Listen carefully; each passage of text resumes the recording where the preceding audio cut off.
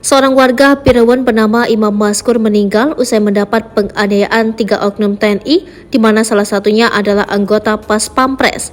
Pemuda berusia 25 tahun itu harus meregang nyawa di tangan oknum alat negara tersebut setelah diculik dari tempat usahanya pada 12 Agustus 2023. Di balik meninggalnya pemuda lajang yang baru 1,5 tahun merantau ke Jakarta itu, diduga ada praktik-praktik ilegal yang melibatkan sindikat perdagangan obat-obatan keras dan terlarang. Terkait dugaan ini, aktivis Gerakan Pemuda Ansor Aceh tegas meminta penegak hukum membongkar dugaan sindikat bisnis obat ilegal jenis tramadol lantaran penculikan dan pembunuhan sudah terjadi bertahun-tahun.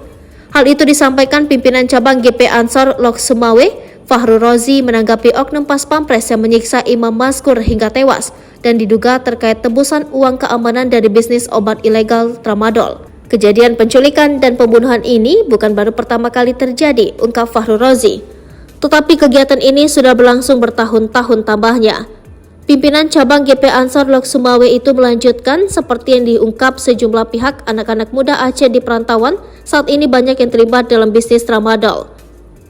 Peristiwa kemanusiaan ini sudah terjadi sejak 2017 yang lalu, ketika ormas-ormas tertentu terbentuk dalam sebuah putusan hukum yang ingkrah secara organisasi, ungkap Fahru Rozi, di mana pelaku organisasi tersebut memanfaatkan orang Aceh di perantauan lalu bersembunyi di balik kegiatan sosial, tambahnya. Aktivis GP Ansor Aceh itu meyakini ada pihak-pihak ormas tertentu yang terlibat dalam sindikat tramadol demi keuntungan pribadi, antara kesan dan kenyataan yang menurutnya berbanding terbalik sebagaimana yang dicitrakan organisasi tersebut, sehingga tindakan ini menurutnya sangat tercela dan tidak pantas. Ormas yang terlibat dan terjebak dalam sistem sindikat ini merupakan jejaring untuk memberikan pengamanan terhadap toko atau penjualan obat ilegal. Ini adalah jejaring untuk memberikan pengamanan terhadap toko atau penjualan obat ilegal jenis tramadol, kata Fahru Rozi.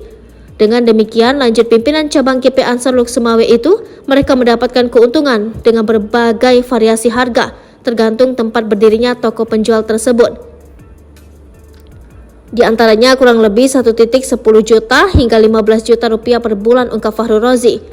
Lalu apakah setelah membayar uang keamanan per bulan tersebut, penjual sudah aman? Belum tentu, tambahnya. Bahkan jika mereka tidak bergabung dalam ormas tersebut, ungkapnya, maka mereka dari pihak ormas akan mengancam yang bersangkutan. Pihak ormas akan mengancamnya dari penculikan hingga pembunuhan, ungkap Fahru Rozi. Tentu ini bukan pekerjaan yang baik bagi kita semua, sungguh ini perbuatan dan tindakan yang tidak dapat kita tolerir bagi siapapun pelakunya, tambahnya.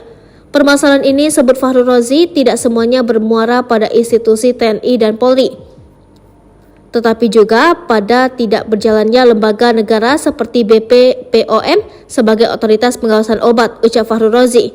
Sehingga toko obat dapat memperjualbelikan dengan mudah bagi pembeli tanpa membawa resep dokter tertentu, hingga terdapat penyalahgunaan oleh masyarakat tersebut, pungkasnya.